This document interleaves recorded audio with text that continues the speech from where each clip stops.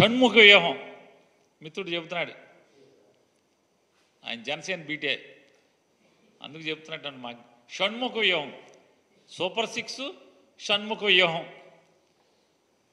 ఈ రెండు ఎంత బడ్జెట్, ఏ షణ్ముఖ వ్యూహానికి ఎంత పెడుతున్నావు, ఈ సూపర్ 6కి ఎంత పెడుతున్నావు, ఈ ఎన్నికల హామీలు ఏమేమి పెడుతున్నావు అనేది బడ్జెట్లో పెట్టాలి. బడ్జెట్లో పెట్టకపోతే ఏంటి దాని అర్థం, ఈ సంవత్సరానికి ఉష్కాకి ఈ పథకాలు ఏం లేవని ఆ బతుకు బయటపడిపోద్ది.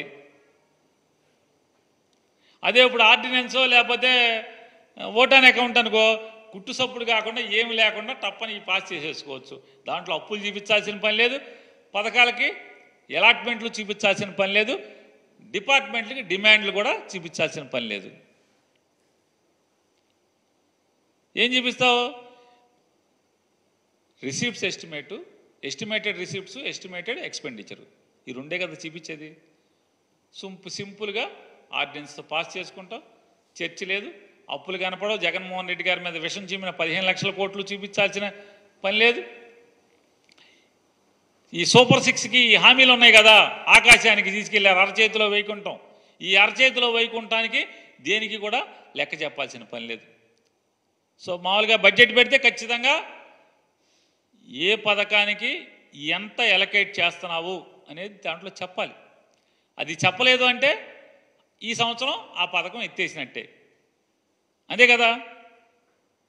ఇది తప్పితే ఏముంది, ఎందుకు పెట్టలేకపోతున్నావు?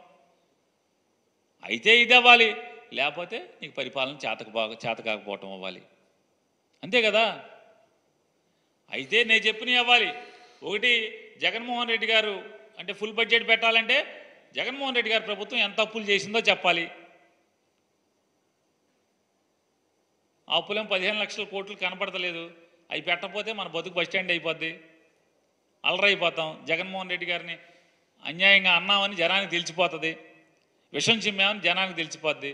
రెండోది, ఈ సూపర్ 6లకి షణ్ముఖ వ్యూహాలకి ఎలకేషన్స్ పెట్టాలి, లేకపోతే ఈ సంవత్సరం ఎత్తేసినట్టే మీరు అఫీషియల్గా డిక్లరేషన్ అవుతుంది. కాబట్టి గుట్టుగా జనాల్ని ఇంకా నమ్మించుకుంటూ మోసాలు చేసుకుంటూ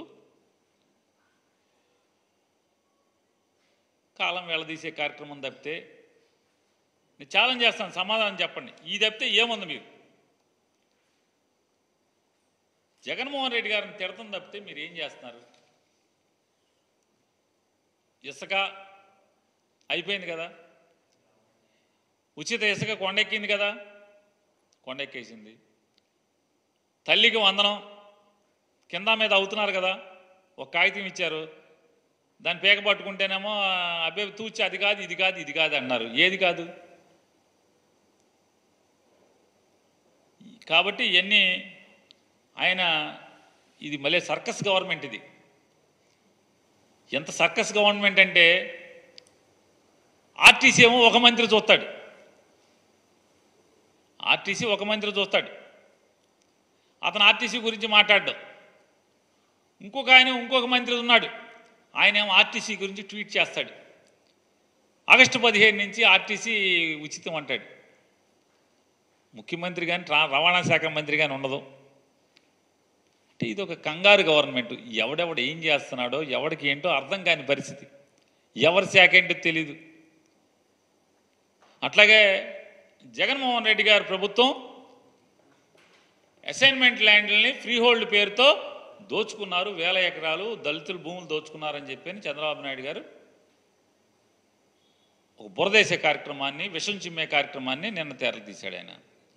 నేను చంద్రబాబు నాయుడు గారిని ఛాలెంజ్ చేస్తాను, నీ గవర్నమెంట్ నీ చేతిలో ఉంది చంద్రబాబు నాయుడు గారు.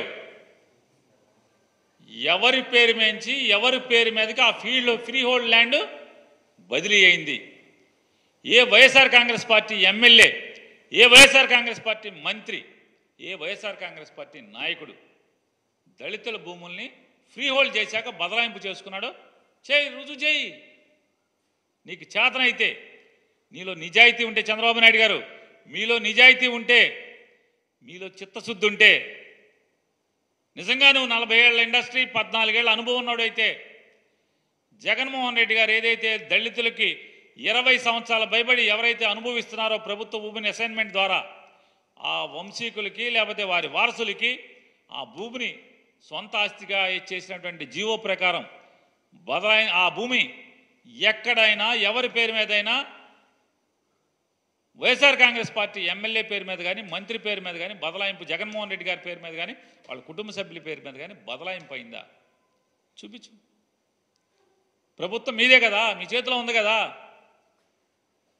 ఈ తప్పుడు మాటలు ఎందుకు చంద్రబాబు నాయుడు గారు? అసత్యాలు ఎందుకు చెప్పాలి కదా. కేవలం బట్ట కాల్చి మొహం మీద వేయటం తప్పితే ఎన్నికల ముందు ఏ రకంగా అయితే విషం చిమ్మారో అదే విషం చిమ్మే కార్యక్రమాన్ని ఇంకా కొనసాగింపు తప్పితే. ఎస్, మీలో కలేజా ఉంటాయి, మీలో సత్తా ఉంటాయి, మీలో అనుభవం ఉందని చెప్పని మీరు ఏదో అనుకుంటున్నారు కదా. మీ అనుభవం ఉందే నిజమైతే ఈ సమాజం ముందు పెట్టండి. జగన్మోహన్ రెడ్డి గారి ప్రభుత్వం ఏ దళితుల భూమి, ఏ ఎమ్మెల్యే, ఏ మంత్రి బదలాయించుకున్నాడో పెట్టాలి కదా. స్టాంప్స్ అండ్ రిజిస్ట్రేషన్ నీ దగ్గరే ఉంది కదా, నీ ప్రభుత్వమే కదా. రెవెన్యూ డిపార్ట్మెంట్ కూడా మీ ప్రభుత్వమే కదా. ఎందుకు చేయలేకపోతున్నారు? ఊరికే భూములు దోచుకున్నారు ఎందుకు మాట్లాడుతున్నారు? ఆధారాలతో సహా కదా మీరు చెప్పాల్సింది. ఎందుకు చెప్పలేకపోతున్నారు? ఏం చేయాలో అర్థం కాదు. అలవ కాని హామీలు ఇదే మరి. 5-10 కుర్రాడితో పోటీ పడి ఆ కుర్రాడిని నాశనం చేయడం కోసం విషం చిమ్మి దుష్ప్రచారం చేసి జనం మెదడులోకి విషాన్ని ఎక్కించి జనాల్ని లోబర్చుకోవటం కోసం అధికారాన్ని ఏదో రకంగా సంపాదించడమే, పొందటమే దిక్కుమాలిన మార్గంగా మీరు ఎంచుకుని ఈ అలవకాని హామీలు ఇచ్చి వాటిని అమలు చేయలేక దిక్కులు చుట్టం తప్పితే ఏముంది వాళ్ళు మీరు 35 రోజుల్లో చేస్తున్నది? అంతే కదా. ఈ 35 రోజుల్లో చేసింది ఏంటి? ఇయే కదా. ఇప్పటికే మీరు ఎంత అప్పులు తెచ్చారు?